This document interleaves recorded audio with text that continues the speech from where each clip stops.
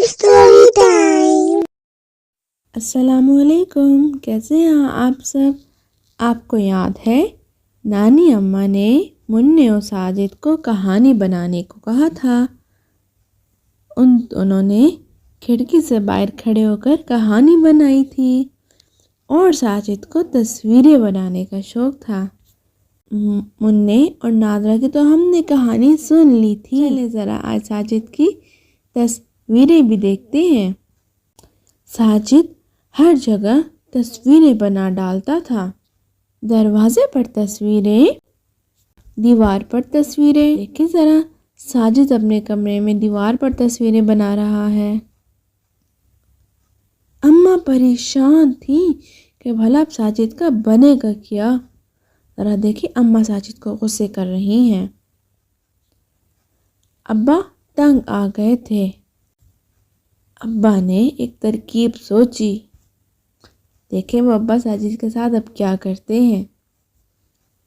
ابا ساجد کو سمندر کے کنارے لے گئے۔ ساجد نے ریت پر خوب تصویریں بنائیں۔ پھر ابا نے ساجد کو کیا سمجھایا؟